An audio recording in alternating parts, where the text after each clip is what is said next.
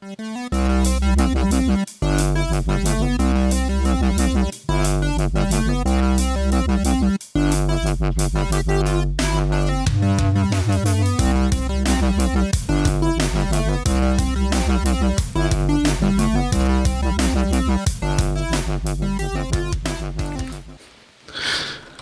everybody, welcome to another episode of the LitRPG podcast, episode number 109 of the show. If you missed episode number 108, it was actually a wonderful interview, author interview I did with Apollo Thorne. You can find it at our website at litrpgpodcast.com or on our YouTube page. The YouTube page actually says Geekwise Podcast, but that's the one I started first. That's the name I'm kind of semi-stuck with, but you still get all the great shows, reviews, interviews there as well, so go subscribe there. Again, I'm Ramon Mejia, bringing you the latest LitRPG news, reviews, and author interviews. And this week I have 7 new LitRPG reviews just for you folks to know. Before we begin, give a quick shout out to Alejandro Amante Romero. He became our latest Patreon subscriber for the show. Thank you, Alejandro, for being a supporter. You're helping to keep the show free and free of ads. So that's always great stuff. So thank you, man. The novels that I will be reviewing for you this week include Absalom's Fate, a LitRPG quest. After that, it'll be Dante's Immortality Beginnings. Then after that, it'll be Digitized Online Book 1. Then it'll be Login Accepted Incipere Online Book 1. Then it'll be Visaria Online, Exile, lots of online today. Then it'll be Back in the Game, a fantasy LitRPG Gamelit novel. The second book in the Bloodfeast series. And then it'll be, last but not least, the Hobgoblin Riot, Dominion of Blades, book number 2. So there we go. But before we do that, we'll begin the show, though, with LitRPG news.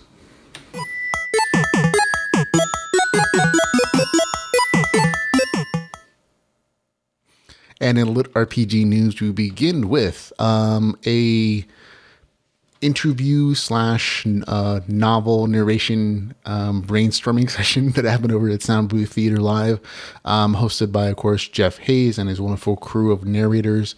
It was a special episode with Dave Wilmarth, talking about his novel, The Land of the Undying, Dark Elf Chronicles, book number 1.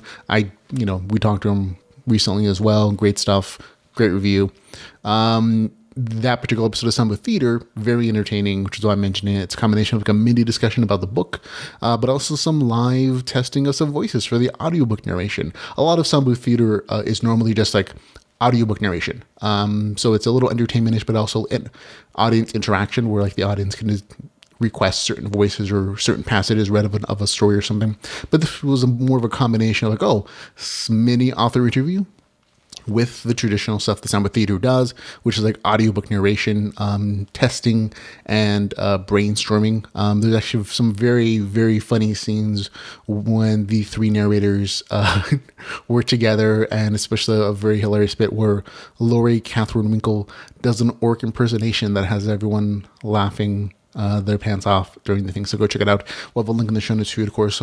Subscribe to the Sound Booth Theater Live on YouTube as well. Also, in LitRPG news, Vasily Mahenko actually released some really cool art that I'm not sure if he had it commissioned or if someone did it for him, like some fan. But it's seriously awesome. Like I'm absolutely in love with the 2 pieces that he released. The first one shows like these are both pieces from like the first book of the Way the Shaman series. The one of them is like shows the pic with like the item description. It's in Russian, but you can still see like the stats and the numbers and everything. Then there's also the rat that they fight in the first book in the series and some of the resources gathered from that particular thing. Really cool black and white. On not like this parchment looking thing. It looks super amazing. Also, there's a second art that he had commissioned or is releasing of Mahan working in the mine. Kind of gives you this interesting visualization of what was there. It's definitely a different picture than what I thought in my brain it looked like. And so this is very much a cultural perspective. You can see in the picture the gold link chain, some of the rings on his fingers, if you look closely enough in the picture, from the story, Mahan's a jeweler. So this is some really interesting stuff as well. Go check it out. We'll link in the show notes for you to go look at it better in person, but like really fun stuff. Also, Alaron Kong also released some cool artwork. So this is like a very much an artwork release kind of week for the genre. He released some pictures. The one I'm currently looking at in the video version of the podcast. Apparently that is his his sprite companion. It's a dude. I thought it was a chick, but cool stuff still. Slightly confused after I realized it was a dude. It was like, I can't remember the name of the character, but it's his main sprite companion. Also, there's a picture of a bugbear doing things, that kind of raid. And then there's finally a picture of Calder level 12. So all kinds of great artwork that came out from Alaron Kong this week. We'll again link the show notes for you to check it out on their Facebook pages. Dano Schienehofen also released the cover art for his 5th book in the Alpha World series. It's a very interesting piece. Very good looking, but it's also gives you some hints about maybe the storyline. The name of this particular book is going to be called Fractured Spirit, and the cover art definitely gives you that vibe of like, oh, a man of two worlds with like different things conflicting in him. And a lot of that series is about like these kind of broken characters working through their issues through like memory dives and stuff. So look forward to reading that when it comes out. But the artwork is also getting on his Facebook page. Link in the show notes for you to go check it out. Okay, that's it for LitRPG news. These are out now. Stories that are out now. Just haven't read them, but there are LitRPG stories, including Cloud Dungeon, Fairy Wonderland. It's apparently a dungeon core dungeon master story. So also out is Realm of Archon, book number 7, The Mist of Arantia. That's out as well, so go check that out. Also out is The Iron Veil, a LitRPG Omni-World adventure, as is Frag 13. That one is out as well. The Way of the Clan, book number 8, Worlds of Valdira. That cover out kind of feels like they're phoning it home. Phoning it in at this point. That is actually like the default cover art that I think one of the things that Amazon gives authors for free. I'm used to seeing something slightly more professional. Maybe it's a hold-in or what's it called, a stand-in until like the actual cover art comes in. But that's what's there now. Wade the Clan book number 8 is out. I'll be honest. The series kind of lost me a few books back. But if you're into the story and you're loving it, book number 8 is out. Go enjoy it. Now, in new LitRPG audiobooks, we have a couple ones here as well, including The Liar King. Tower of Babel book number 2 is out as an audiobook, written by Adam Elliott, performed by Vikas Adam. So there you go. This is a Podium production, so good stuff there. Inside Out, we'll review the second book in this series on the podcast today. This is the first book in that series. It is out as an audiobook as well right now. So you can listen to the first one and read the second one. Also out as an audiobook is 5D6. This is a Caverns and Creatures collection of short stories. If you've ever read the other series by Robert Bevan, this are the same characters. They're all going. It's like a collection, I think, of like 5 or 6 different short stories that the author wrote and released individually, and this is kind of the collection of them.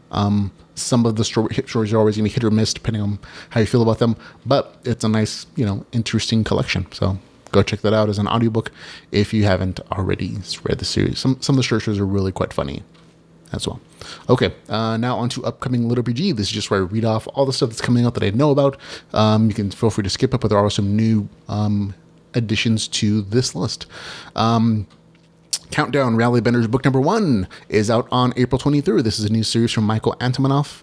Also out on the April the 24th is World and Steel of Pharaoh book number 9. On April 24th, the author of the series was kind enough to let me know he planned to release on April 24th, Apocalypse 2020, Look at the Skies, written by James T. Witherspoon. This is actually the sequel to Apocalypse 2020. This is like that Mad Max Fallout-inspired lit RPG story. Got a good ear for me. Looking forward to reading the second book in that particular series. Also out on April the 26th is Visaria Online, Void, a LitRPG Adventure Fantasy, book number 2. We're actually reviewing the first book in that series on this particular podcast. On April the 30th, You're Back in Game, book number 2. It's a collection of short stories from Russian authors that are translated into English. The publishers, Magic Jump Books, did let me know that you should read you should read their book Countdown Reality Benders first before you read the particular short stories in here, because one of the short stories is from the same author and it might be a little spoilery if you read the short story collection first. So there we go, heads up. Also, let's see, April 30th, Prison Quest, a sci-fi LitRPG adventure. I don't know much about it at this point, but it says it's LitRPG. So there you go. On May the 8th, Questmaster, a LitRPG novella. On May the 10th, Mightier Still is going to be out, Becoming Death. On May the 10th, The Blind Gambit. This one is new to the list. Harmon Cooper's new series called Monster Hunter is going to be out on May the 10th. It was nice enough to pass along some cover art for this as well, so looks very interesting. This is actually supposed to be like a really interesting production between Sambu Theater and Harmon Cooper. They're supposed to like introduce like a bunch of original sound, music to the audiobook version of the story. So I'm kind of looking for to see how that collaboration, ends up panning out. On May the 17th, World of Karnak, book number 2. On May the 24th, God Mode, Alter Game, book number 3. On May 27th, Kingdom Level 5. On May 28th, Trial by Fire, the second book in the Ireki Online series. On May the 30th, The Dead Rogue. Here we go. That's all the stuff I know that's going to be coming out, folks. On to new releases and reviews.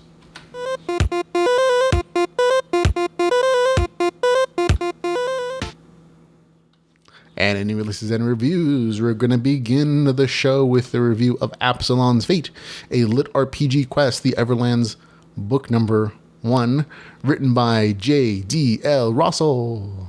There we go. Lots of words.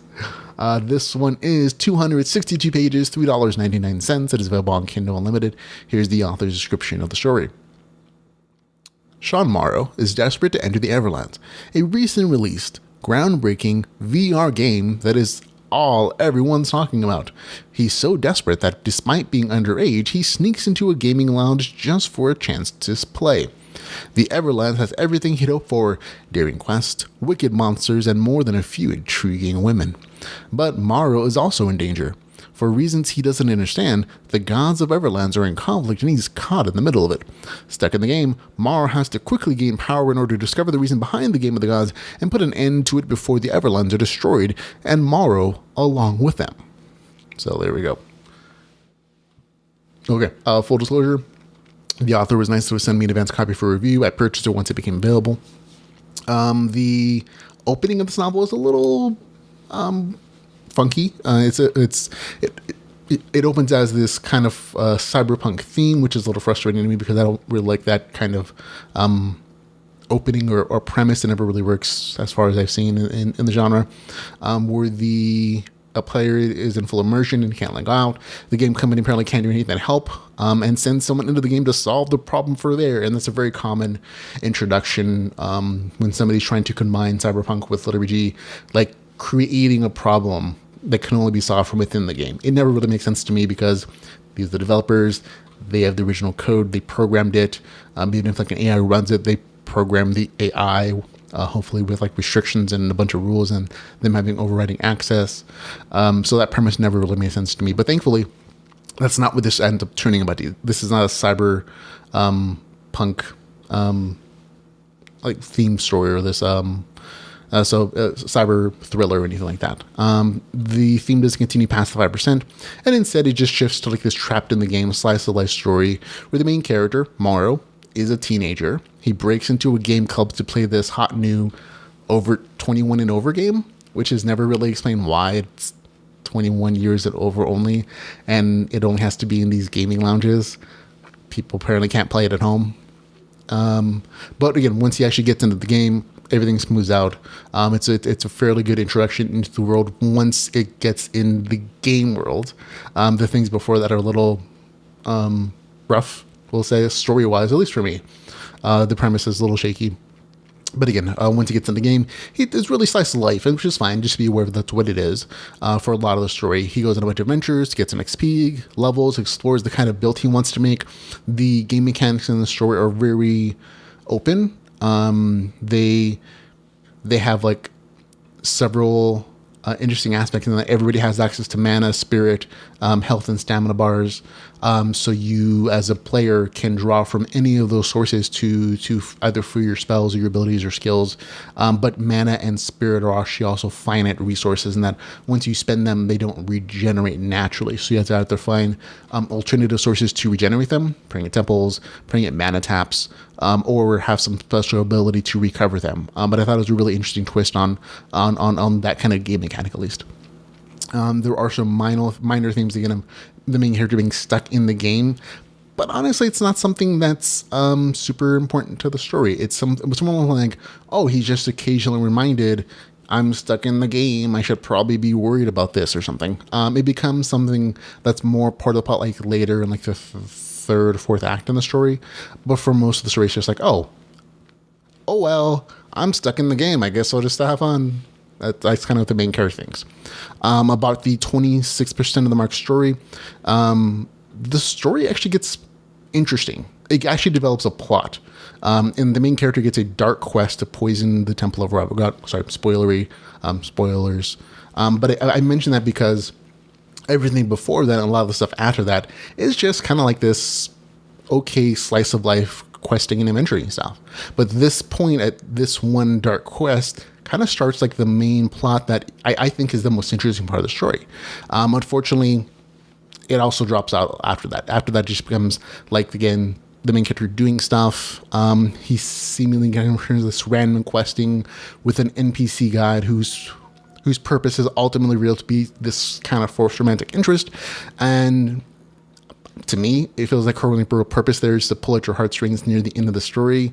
But again, at the 70% mark, that dark storyline quest actually picks up. Again, everything after that is actually super engaging and interesting. It's very well told. But it just feels like, to me, all the stuff in between that point, like really like 26-27% mark is where that dark storyline is, and then it just kind of disappears and doesn't reappear until the 70% mark. So all the stuff in between that ultimately kind of feels like filler. Like they're important, like introduction of characters, but it doesn't really feel like it matters, because no matter what the main character does, even if he's in super danger, he's going to die for some reason, he saved a lot. Like there's just like these outside forces that just sweep in and save the main character from doom or destruction, or from, losing a quest line or not figuring out, something. And that happens a lot in the story. And it just kind of made like that section between like the 26 and 70% mark feel like really unimportant, because the main character's level doesn't matter. So it doesn't matter like that he does quest and that he does do a lot of leveling. Like the stories in there they're okay. Like some of them are really interesting. Some of them are just like not. But like ultimately, like that leveling section doesn't really have like a huge impact on the story, because anytime he's faced with like an overwhelming force, whether they're more levels or more of them, something kind of comes in to save him, or he's given the magical artifact of like plot saving or whatever, right? And that's just kind of what it is. There are some cool themes in here. Again, after the 70% mark, everything after that point from 70 per to 100 is really quite engaging. That's the interesting section. There are themes of like emerging AI, plots among gods, betrayals, lots of good stuff. A lot of it is revealed though after the 70% mark.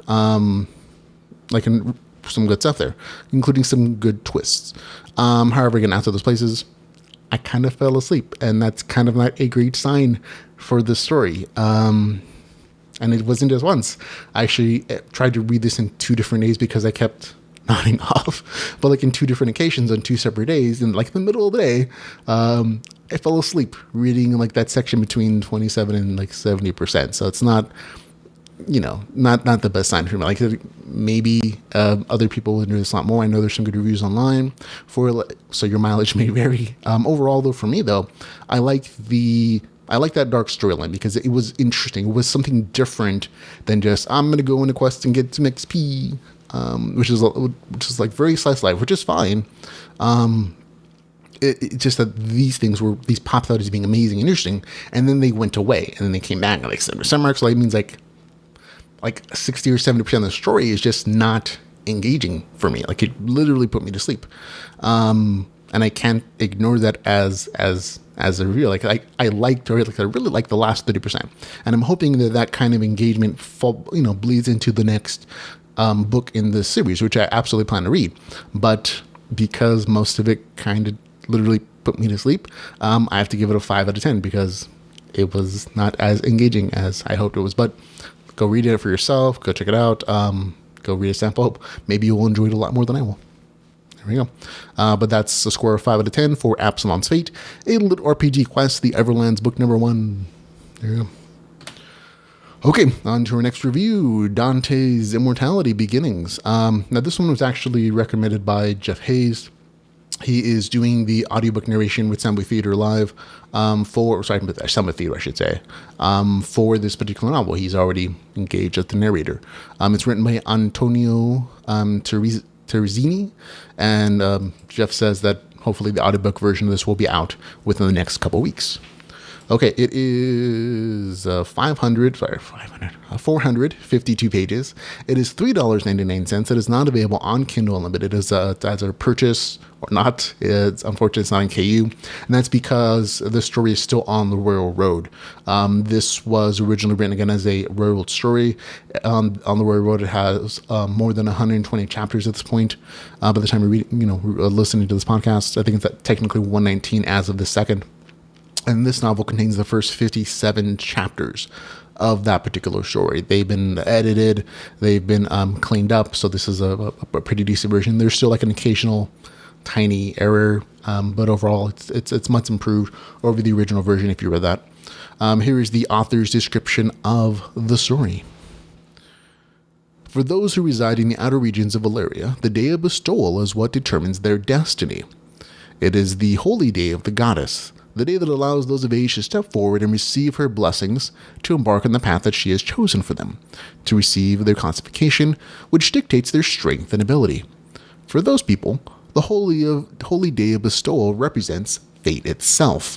For Dante, it represents salvation. Years have passed since he found himself abandoned without memories, fears of hunger, ostracization, and solitude on the streets of Exile without any hope of reprieve. Of entrapment at the hands of the creatures that roam the wilds beyond the city walls and that made living impossible. Now, there was a chance of everything to change. In a cruel world where power could be gained through slaughter, strength meant everything. For Dante, that meant that the last his hopes lay in the goddess's blessings. That's what it says. A combat classification would be a lifeline, a way for him to escape the hell he had been living in. Anything else would only mean death. Okay, that's a little extreme of exaggeration, but that definitely is the point of view of the character. That whole novel description actually only really encompasses like the first 1 or 2% of the novel. This is a massive story. It really is. I think the 450-page estimation by Amazon is probably off. I'm going to say it's more like 530. It really is big. It took me like 8 straight hours of reading well into the night to finish this thing.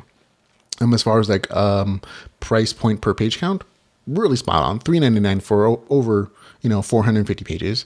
Very nicely put. And again, but it is not in Kindle Unlimited. I'd say it's definitely worth a read. But you can also check out a sample online. You can actually read the less polished version there if you want to go check it out over there on the Royal Road. This is, I'll describe it as a action lit RPG story set in a world ruled by RPG mechanics. This is not trapped in the game or transferred to game world. All of this story is set in a fantasy-ish world with RPG mechanics that the world is ruled by. So it goes in that direction instead. There are some Magical Academy stuff, some political intrigue, and a lot of other interesting things, which I'll get into in the review. But for me, I thought the beginning of this novel was really fantastic. Like the first 30% is easily, to me, 8 out of 10, just by itself. It is a quick introduction to the character who you can absolutely empathize with. An antagonist you instantly dislike. It establishes the rules, the world and RPG rules very quickly. There's a lot of quick world building that makes this world feel fleshed out. The RPG game theory of the main character in the story is really top notch. Like that's the thing that drew me in the most. There's like the amount of interesting detail for this world and how it incorporates these RPG mechanics into its culture. Like as RPG gamers, we'd see classification in the story as like RPG classes or multi-classing, but it's incorporated into this game world as like, oh, this entire religious and cultural institution where it determines your place in society, and that kind of class significant warfare, like almost this profession system. And it's a very interesting depth to the story as far as it goes, and there's a ton of information about each of the classes. And I'm not going to spoil like some of the unique things about the story for you, but it was really fun to see like the main character reason about what class he's going to choose and what things he's going to think about in making the determinations, how he's balancing things, and it's just a bunch of really interesting information. There's like a ton of depth as far as to the information they're giving you, like bonuses and stats and dungeon stuff and like world building. It's really in depth, and I think that's the thing that drew me in the most, at least in the first 30%. Now, after the 30% mark, it loses me a little bit. It switches to like this magical academy storyline. And again, that's a little bit spoilery, but I think it's important to know that the RPG progression thing kind of disappears a bit here from like the 30 to the 70% mark. This middle portion really is a magical academy story. It loses like much of that RPG pressure. I think the main character levels once or twice in like something like what is it, like 400 pages times 40, so like 160, 200, I don't know, something like whatever it is, whatever the math works out to be, but like a pretty big section of the story. But on the other side of that, a lot of new things are introduced in the story, which a lot of people might really love, which is again why I mention it. Things like a ton of political intrigue, magical theory. The main character does actually learn magical theory in here, which is separate from like the RPG mechanic system. There's also a ton of like great world building, and again the action still keeps pace even like in this magical academy setting. It is less than like the first 30 and the last 30% of the story, but like I said, it's still incorporated in there, and there's still tons of like good action stuff. Like, so I want to say that the action in the story is definitely a highlight, which is why it's appealing to me. I'm definitely an action kind of guy.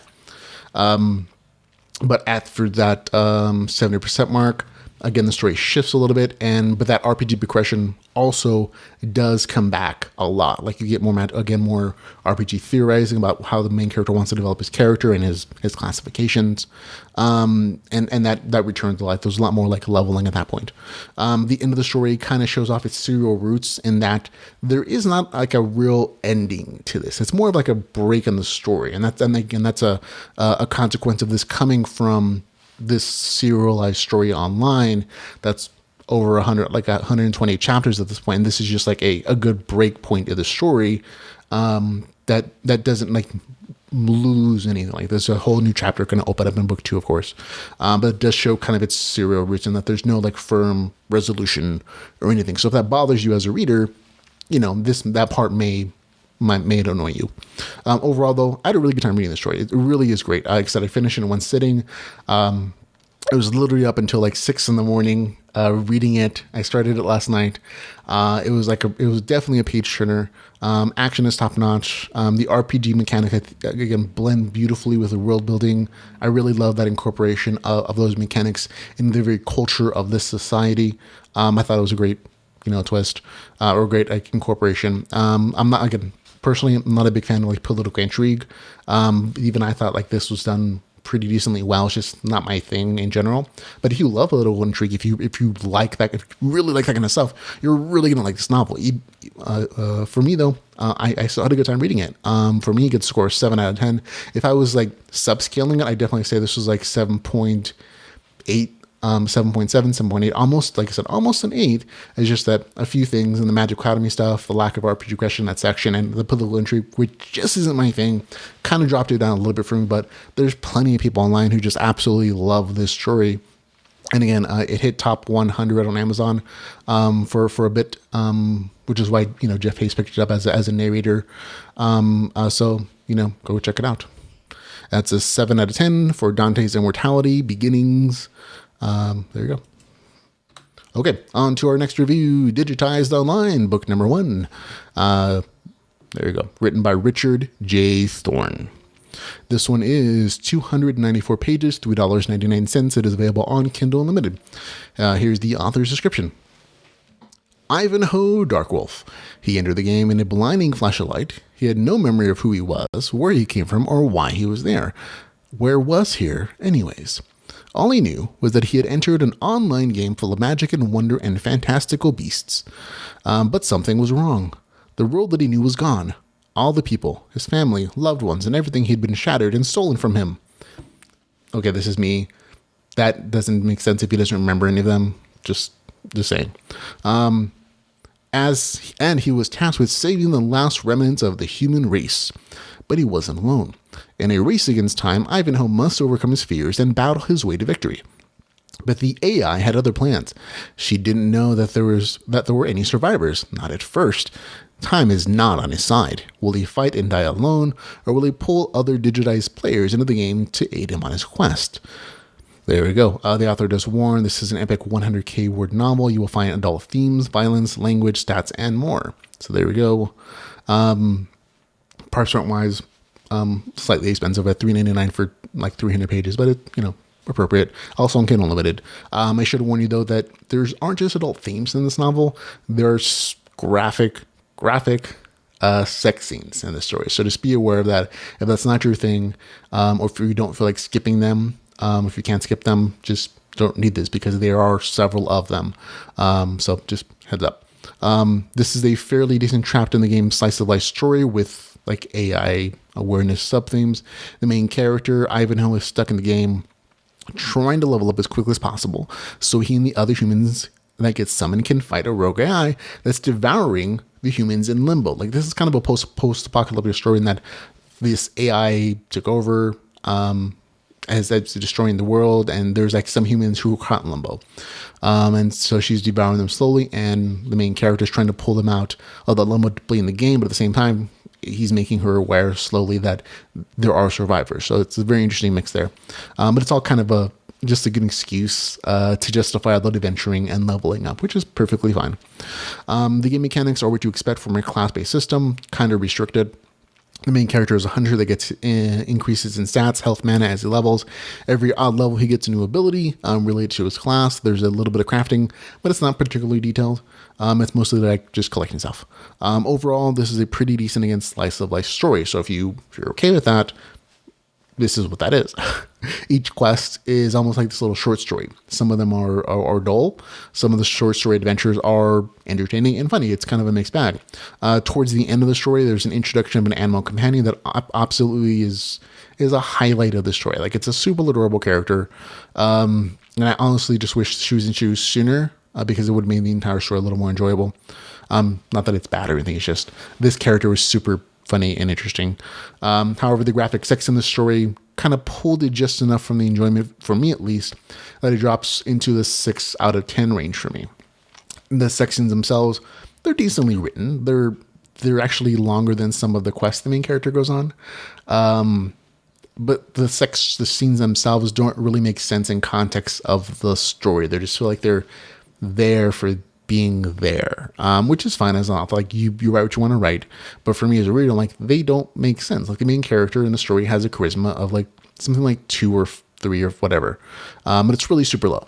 But it seems like every hot NPC wants to have sex with them, wants to jump his bones, and the first act of a newly awakened player is to have sex with them. Like it really is. Like he summons her, she chooses blue hair, blue eyes, which doesn't match anything with this, like the picture on the cover, by the way.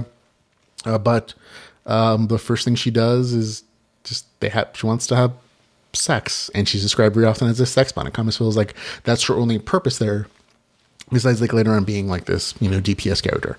So it doesn't really make sense in context of like the story itself. Like they really do feel awkwardly inserted, I guess, if you if you want to hear that from me talking about a sex scene. Like I said, if you like graphic sex mixed with your slice life story, you probably like this more than I did. But for me, it gets a 6 out of 10. Doesn't quite hit good. Not particularly boring or anything, which is why it's not a 5. But it did drop the enjoyment of the story for me a bit. So there you go. That's a 6 out of 10 for Digitized Online, book number 1 in that series. So there you go. Okay, on to our next review. Login accepted. Incipere Online, book number 1, written by R.J. Triveri. I hope that's what it is, because some of those texts are a little weird.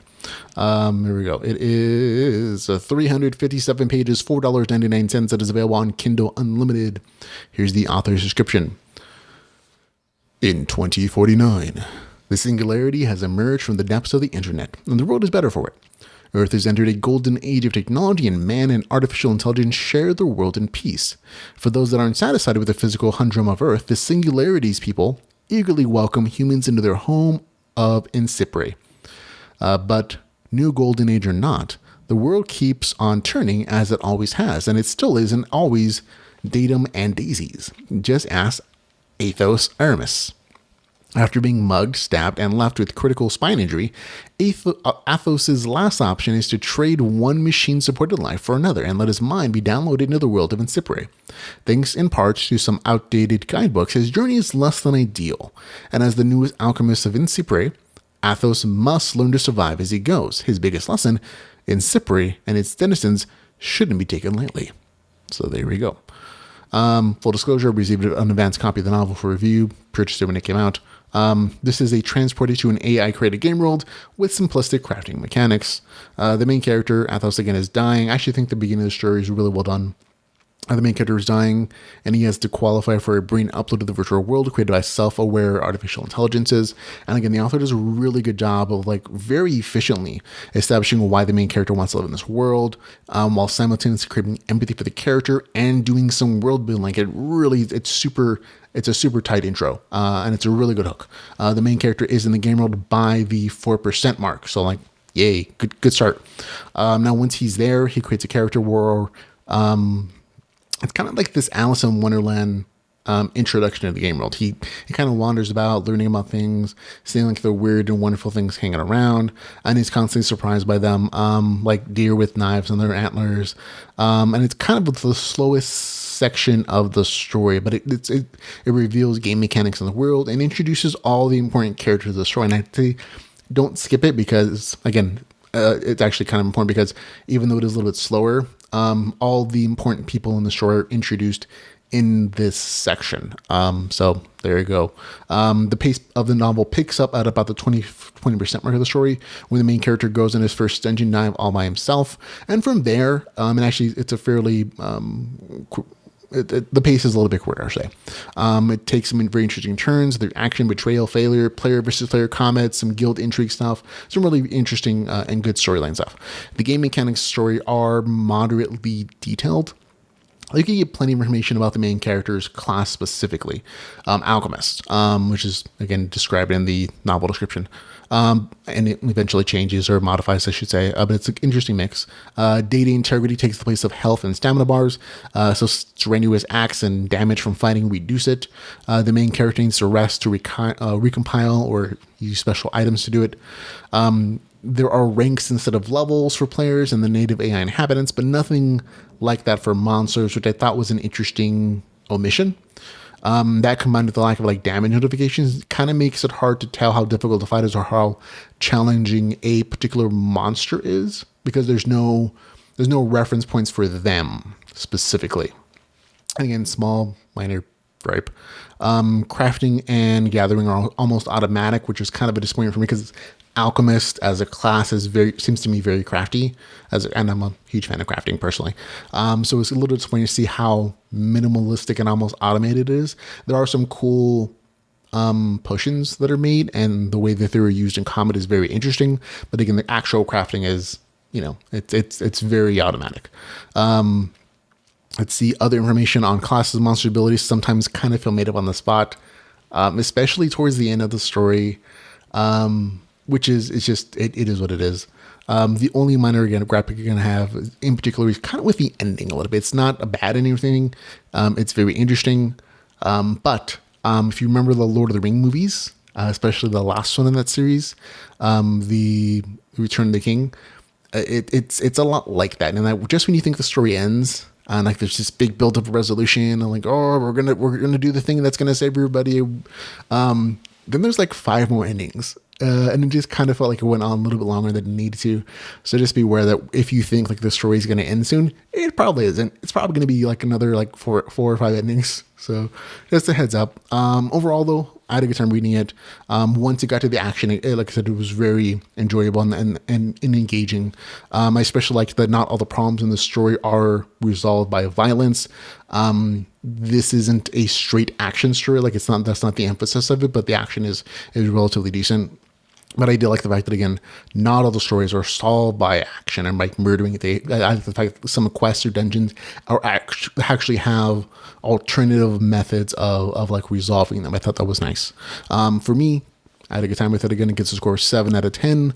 Login accepted in Incipere Online, book number 1, I believe. It's going to be out on April the 20th, which is when most people are going to be watching this. So there we go.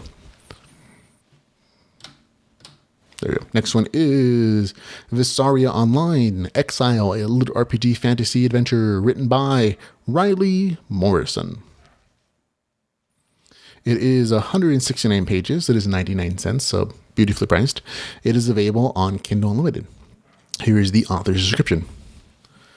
Grind XP and loot in an ancient land of powerful magic, fierce warriors, fire-breathing dragons, deadly monsters, and horny demons. Join the noble paladin Ajax and his 2 companions, one a goth chick turned demon mage, and the other a kink-loving succubus with whips and a tail, as they journey through the world of Visaria Online, getting levels, abilities, and fat loot. The real world is a frozen wasteland. Humanity is exiled to Visaria Online, living under the game rules and the dreaded specter of the now defunct pay-to-win cash shop. Conscripted into their war between the 2 Visarian factions, Ajax and his companions must survive the brutal player versus player battles and grow in power and prestige. But as the 2 factions of the game launch massive simultaneous invasions of one another's lands, a new threat looms on the horizon that threatens to destroy the exiled home of humanity. Now, just a heads up, even though there is a succubus in the story, and there is like some like heavy flirting and descriptions of hot chicks, there is no sex in the story. So don't be turned off by that description where it says, "Oh, deadly monsters and horny demons." There's no actual sex acts. I think at most, the main character like kisses somebody, and that's kind of it. There's definitely like there's quite a few sex jokes, and like innuendo like language, but there's not actually any sex here. It's the full disclosure again. Received a advance copy of the novel for review. Purchased when it became available. People send me stuff. This story, I got to say, drops you right into the action from the very first pages. Some of it doesn't really make sense, but at least it's a very action-driven story. The first scene of the novel has Ajax, again, the main character, trying to kill a rogue steampunk player, only he ends up being saved by a hot demon mage and her succubus minion. The 2 go off on some slice-of-life adventuring for a while, and that not only gets him some XP, but also explores the larger game world and its politics. So, like, good world building, incorporated into their exploration and adventuring. Nice little point. However, all that shifts when they meet a high-level player that claims to have seen a bigger threat to the game world. And again, I'm not going to spoil what that is. But then it turns into like this chosen one story where the main character has been picked to unite the kingdoms and save the world. Yay! Honestly, it doesn't really work for me as like a premise, just because it feels forced. I mean, and they're really specific about it in the novel. Like, you are the chosen one. You're the one who's destined to unite the kingdom and save the world, whether you want to or not. The Oracle has told us. There's very much like this Neo Oracle vibe thing going on there, and it just means like it's that kind of setup really does like, to me at least, feel like you're forcing your main character down a particular story path. Whether he wants to or not. After that, there's some power leveling, which also again feels forced to the storyline. Thankfully, there are hints near the end of the story, and again, this is kind of a short story anyways, or a novella, whatever it's called, that everything actually isn't going to be predestined, and the main character and his team may lose. At least that's what keeps it potentially interesting for me. I do plan to read the next book in the series. This one was a bit of a miss for me, just because it's kind of a pet peeve for me when I feel like a story is forcing a character down a particular path for a particular like story purpose. I at least want like the illusion that the main character has agency, that he's making choices. It's one of those things for me. Game mechanic wise, the story has a very strict class-based system with limited specialization options. There's a pretty good information about the main character's class and his specializations as a healer, as a middling healer tank. But there's unfortunately a lot less information about the other classes in the world. And there's only really mention of like 3, maybe 4 other classes in the entire novel. So there you go. There's also like this weird rule in this game world where you have 3 lives or 3 reincarnations. And after that, you just die permanently and you're stuck in this like weird limbo thing where like eventually you'll be hopefully be woken up from stasis. It doesn't really make sense and it doesn't really add anything to the story. And it just felt a little awkward. Overall though, like I said, I like the story a bit more when it was slice of life, honestly. It left me curious about all the things that were being gradually revealed about the game world and the game systems. The Chosen One thing just kind of feels like it takes away the MC's agency, the main character's agency. There's also like no foreshadowing for like that last twist in the story. So it feels a little bit odd. And hopefully, like I said, I think the story has potential as a series. And I hope the stuff in book 2 kind of pans on and just feels a little bit less forced. Like the main character is going to be making choices, hopefully, instead of like being like pushed down this particular path of like saving everybody. So hopefully that's the way it goes. But for now, this one didn't quite work out for me as like being particularly good. Again, not boring, just kind of, in between. Gets score 6 out of 10 for me. That's Visaria Online Exile, a LitRPG fantasy adventure with the score of 6 out of 10. There you go. Okay, on to our next review. It is Back in the Game, a fantasy LitRPG gamelit novel, Bloodfeast, book number 2, written by Ellis Michaels. There you go. Okay, this one is 215 pages, $2.99. It is available on Kindle Unlimited. Here's the author's description. The friends are back. The friends have to get back in the game to help a strange woman they met on the streets of Boston. And they embark on a wild quest full of magic, wonder, and rapping hamsters. That's right, rapping hamsters. That's a crazy tale packed with non-stop action and adventure. You'll meet several new zany characters, encounter strange and powerful new monsters, and follow the friends on a fantastic quest to save a woman whose fate from a fate worse than death. That's an exaggeration. Will they complete their mission, or will she be doomed to spend the rest of her life cursed and trapped in the game? Warning, this book contains some adult themes that may not be suitable for everybody. If you can't handle a little sex, drugs, violence, and foul language, this book probably isn't for you. But if you're looking for a fun fantasy lit RPG, I'm not going to read the rest of it. It says R-rated stuff. But the point of the warning is that there is drug use in the story. And there is mentioning of sex. There's no graphic sex scenes, but several of the couples, boy-girl stuff it just says they had sex maybe a couple times in a row. And that's kind of what it is. So there's nothing super graphic.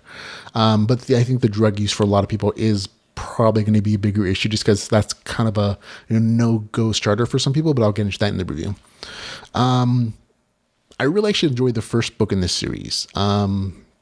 One of the most interesting aspects of that particular story was that in addition to like the trapped in the game storyline, you also got the perspective of the game characters as they were trapped in the human bodies on Earth. It was a fun kind of a reverse transported to a new world thing that added a lot of originality to the story. Like in that first story, the basic premise was that there are these 4 people who play this MMO. And they don't realize that their characters in the story become self-aware. This is a little spoilery, so if you haven't read book 1, sorry. Just FYI, like the premise of book 1, like these 4 characters, 4 people, these players are playing this MMO. They don't realize that their characters have become self-aware. They just realize, oh, my character isn't where I left it. And eventually the characters in the game world, in the MMO, find this magical artifact that lets them switch bodies with the players. So it's like this Freaky Friday kind of thing going on. But it's not just a story of like, they're still trapped in the game story when the main characters, the players are in the game trying to find a way out and find the magical artifact that lets them switch. But there's also like this really cool part where you get to see the avatars in human bodies, seeing what our world is like. And I thought that was a really cool part of that story that made it feel different from other LitRPG stories, because you usually don't get that part of the story. It usually focuses on just the players, their action, their adventure, their questing, XP grinding stuff. But this one gave you the other side of that coin, where you got to see like this almost stranger in the strange kind of story, where these characters who are used to living in this fantasy RPG world live in our world, and it's hard for them to adjust, and they find great things about it, like our great junk food. At the same point, they find a lot of scary stuff like modern technology, huge cities that span skyscrapers, Uber drivers, college campuses, that they find it all very mysterious and scary. And it was a very interesting kind of perspective to see in this, right? I thought it was really cool. Unfortunately, that's all gone. Like you get a little bit of it, like a super tiny bit of it, but it's basically gone from this book 2. And that's unfortunate to me. Instead, you follow like the now 5 friends who go back to the game voluntarily as they try to break the curse plays on that crazy Krat lady, and that's Krat, C-R-A-T, cat and rat creature. That's what she has. And get her to switch bodies back with the one on Earth. It's kind of this really super flimsy premise to get them back into the game. And much of the early story in this novel feels like it's almost exactly like what was in book 1, which is, again, sort of unfortunate. However, once you get to the 34% mark of the story, there's a small scene where the main characters, or a couple of them, buy legal drugs in the game, like weed or some other stuff. And actually the story starts to feel really kind of original again. Like it stops being just this XP grind or going places you've already been in the storyline. It's part of the story. Again, that's kind of going to be a no-go place for some people because, again, some people just don't like drugs, just like some people don't like sex scenes. It's just one of those things. But for me, I thought it added a nice bit of fun stoner humor to the story and marks the place where some of the stories in the novel really start. For then you get like some exotic new locations, some fun mini stories occur as they're traveling to find the guy who's going to help them. And especially, I personally kind of liked the MC hamster, the rapping hamster they mentioned in the novel description. Super fun character, super funny scene. Combat still in the story is not its strong suit. It's just kind of okay. It's very functional. The humor and the banter between characters, though, if it lands for you, if you think these conversations are funny, if you think the humor in the story is funny, it's the highlight of the story. Overall, though, I kind of had a decent time reading the story. The favorite part of my book 1 is gone here, and a good part of the premise in the story just feels forced. Like they want to go back in the game to do this thing, and especially the ending of it. Like the ending really does feel forced in that it's just kind of a lead into book number 3, and it doesn't make sense why it has to happen. Again, a few minor details there, but the funny situational comedy stories after the stoner shop keep the novel from definitely being anywhere near boring. It's definitely not a boring story. It's just not as good for me as it was, as book 1 was. So it gets a score of 6 out of 10 for me. Book 1 got a 7 out of 10. It was really quite funny and interesting, enjoyable, even though there were like issues. Books 2, I guess it's missing a lot of the stuff I really love from book 1, and that's unfortunate. So for me, it gets a score of 6 out of 10. That's Back in the Game, a fantasy LitRPG game, lit novel, Bloodfeast, book number 2. Long title, with the score of 6 out of 10. There you go. Okay, on to our last review, The Hobgoblin Riot, a Dominion of Blades, book number 2, a LitRPG adventure written by Matt Dinneman. Great cover art, by the way, like super, super awesome and engaging and action oriented. So good stuff there, Matt. This is 587 pages. It is $3.99. Super good price. It is also available on Kindle Unlimited. Here is the author's description. This ain't your daddy's tower defense. Popper, Jonah, Gretchen, and Alice are back. Goblin Riot, Dominions of Blades, book number 2, a LitRPG adventure. Cluster, and it goes on to describe a vulgar slang, noun, as like a description. 1, a disastrously and utterly mismatched situation and undertaking. 2, Popper's scouting mission to Castelline. So it's a fun little way of saying what the novel is going to be. It was supposed to be a simple scouting mission, in and out, no fighting, no new quests, just me, my hippocorn Alice, and a few hired mercenaries. We were going to tiptoe into the Spiral, get the info we needed, and leave. You know, the Spiral, that tower defense run that protects the Hobgoblin capital from invaders. Easy, right? Nobody would have even known we're there. Yeah, so about that. And that's the author's description of the story. That kind of gives you a really quick introduction to like several tonal points in the story. 1, tons of cursing. So FYI, like lots and lots of cursing, especially when it's coming from like this little girlish character. So there you go. And also great banter, great cheeky humor. And again, this is not a normal fantasy LitRPG story at all. Like there's a lot of cool, interesting things here, and even is like the way that the tone of the story is written. It all feels very sometimes very fresh and interesting. Other times it gets a little more like what you'd expect, but a lot of it feels like the author is trying to do something different. So, kudos for that. This book is a massive, again, 587 pages, but it all goes by very quickly. It's kind of been a sign of an engaging story to me, at least. So, yay. The narrative structure of the story has changed from book one. This time it's told from multiple perspectives as the team breaks up and goes on their own little quests, or just the story is told from different perspectives. Each chapter is a note from someone in the group, or something recovered as a historical document. It's a really neat way of like changing points of view without it feeling awkward, and even adding like out of game elements to the story. So like really good job of like, again, making even like the format of the story a little bit different. So good job, Matt. The novel has all the humor, banter, and cursing you'll likely come to enjoy from book one if you're reading book two.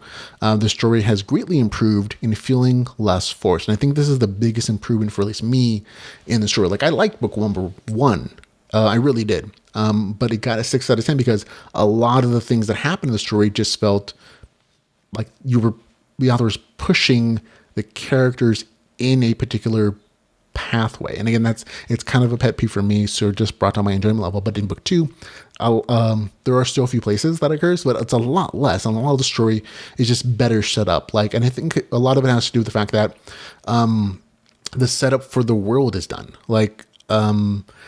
The character backgrounds are all set up. The larger issues to the game story world are all set up.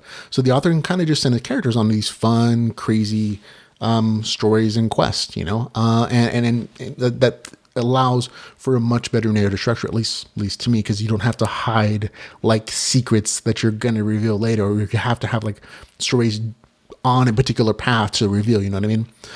It can just kind of be this kooky, fun, action, adventure-y kind of story. So there's still lots of like great story twists and quests in the story. The author's really fond of like those twists in the story. But there is better setup and foreshadowing as well. So those stories twists don't feel out of place, or they don't feel forced, I should say, for most of the story. There are still a few places, which I'll get into later. On the game mechanics side, there's a lot less focus on individual leveling or leveling up of skills, and more on like a larger gameplay mechanics, in this case the tower defense stuff. It's a fun, again, kind of new game mechanic to pull into a story. It incorporates resource management with these actiony battles, and then again, like this tower defense kind of concept where that's how the characters are defending this place they're trying to save. And I don't want to spoil the story, but the tower mechanics totally make sense. They're in depth. There's still your abilities to upgrade and move things, so it's like really cool game stuff. The characters still also level, so it's still a little RPG, so don't worry about that. Overall, though, the novel has all the things I liked about book one and almost none of the things I did. So like I said, it's a really good improvement. It was a hard story to put down, and I found myself kind of laughing out loud many, many times. This is a very funny story. If the humor hits, if it lands with you, like you'll probably be like, you might have to like change your pants. You might pee your pants. It's that funny sometimes. The story almost gets an 8 out of 10 for me. It really does. But some of the tower defense stuff gets a little repetitive towards the end. And also that last boss fight, just very wand wavy. And I'm like, like was almost an 8. It really was. I kind of say this was like a 7.8, 7.7 kind of story. Like it's just shy of like, a few things. It's still really good. It really is. It's just like a few things just stopped it from being great for me, at least. Like I said, really, really quite entertaining. It gets a score of 7 out of 10 for me, but like I said, if I gave like those decimal point things, it would definitely be like 7.7, 7.8, almost a great score. But for me, it's Hobgoblin Riot, Dominion of Blades, book number 2, a LitRPG adventure with a score of 7 out of 10. So there you go. That's it. We're done. Ladies and gentlemen, that is the show. Thank you very much for hanging out and watching. Remember, there are plenty of places you can follow the podcast, and it's a great way to support us if you follow us and like us there, including Facebook, Twitter, YouTube, Patreon. Patreon supporters get actually the podcast a little bit earlier than everyone else because they're paying for it. They're paying to support it, I should say. If you enjoy the podcast and want to support us in any way, shape, or form, you can find out all the ways to do so at litrpgpodcast.com/support. So again, ladies and gentlemen, thank you for hanging out with the community. Thank you for listening to me go on and on about these stories and this genre that I absolutely love, and adore, for sharing that with me. And until we can hang out again, remember, folks, to go read some LitRPG. Goodbye, everybody.